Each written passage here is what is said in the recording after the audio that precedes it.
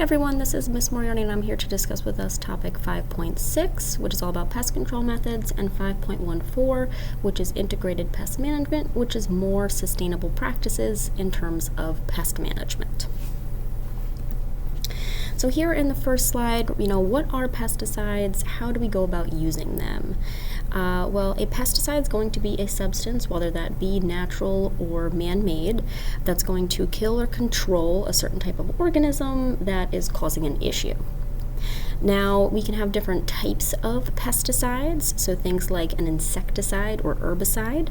Insecticides are pesticides that are going to target species of insects or invertebrates, mainly ones that eat a lot of the crops that we tend to grow. Herbicides are going to specifically target plant species, so certain weed type species that are going to compete with our crops. Now, some other forms of pesticides can actually be what's known as a broad spectrum pesticide. This is going to be a chemical that can be used to kill many different types of pests, kind of all in one, versus a selective pesticide is one that's going to target or trying to remove a narrow range of organisms.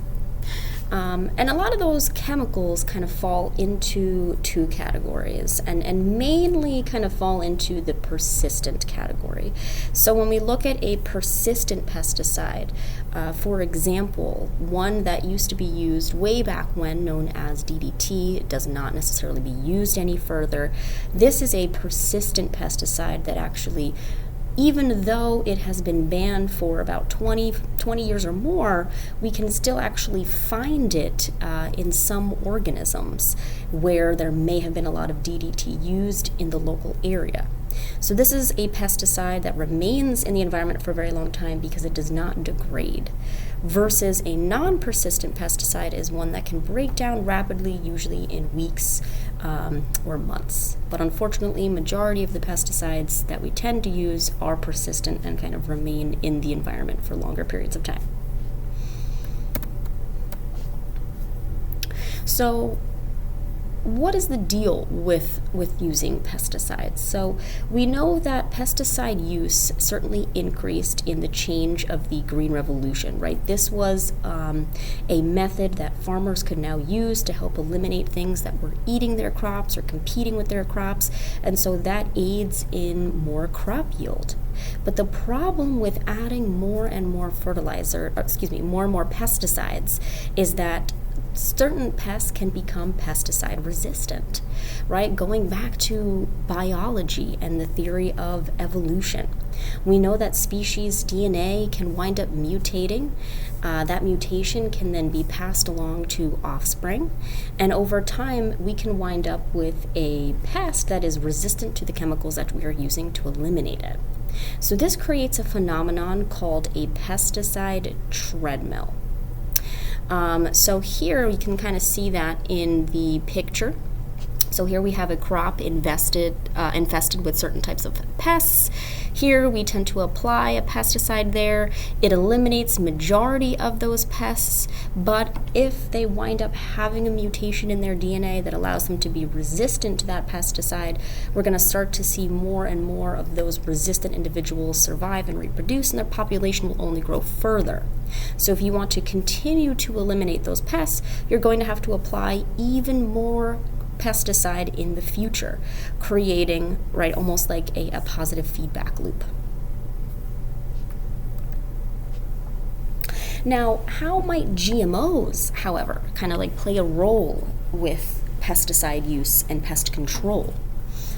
So with GMOs, or genetically modified organisms, we've kind of learned from our Green Revolution video as well that we can go in and manipulate the genome or the DNA of organisms in order to have pest-resistant genes. For example, BT corn has a bacterial gene inserted into it that creates BT crystals that are toxic to its pests. We can see Roundup Ready crops that are genetically modified tend to be resistant to the herbicide that is used. So what will wind up happening is they can spray the crops with that specific herbicide and it won't actually kill the crops, it'll only kill the weeds. We can see Roundup Ready crops have also increased their herbicide use since crops can't be harmed by it. So unfortunately, farmers that tend to grow these Roundup Ready crops are going to most likely have lots of residue of that herbicide on them. We can also see that BT corn has decreased the insecticide use since now they already have the gene and produce the crystal. So in the case of our GMOs, it's now made them resistant to this herbicide, and it's also now eliminated the use of an insecticide. All right, now moving on to topic 514. This is all about integrated pest management. So here with integrated pest management, what it is a combination of agricultural practices that farmers can use in order to minimize the amount of pesticides that they need to use. So some techniques that farmers can potentially use can be things called crop rotation. So instead of doing monocropping and only planting one singular type of crop every single year, they can rotate the crops that are planted. They can use a technique known as intercropping. So once again, instead of using monocropping techniques, they can actually create rows of different types of plant species. They can plant pest-resistant crop varieties. They can even introduce a natural predator into the ecosystem to control the pests. And obviously just simply eliminate or try to reduce the amount of pesticides that are going to be used. Now, some of the pros and cons of using IPM, some of its benefits is that it's going to reduce the chances of developing that pesticide treadmill or even targeting a species that you weren't originally targeting with the pesticide. We know it could reduce any effects on human consumption or contamination in surface water or groundwater that might run off nearby. But the problem with integrated pest management, and we'll kind of figure this out when we do our assignment in lab groups, is that it can be very, very time consuming. It can be very costly because you need multitude of techniques in order to implement an integrated pest management project. You need a form of biological control potentially, right, where you introduce a predator. You need maybe a physical type of control where you're planting different crops each and every year.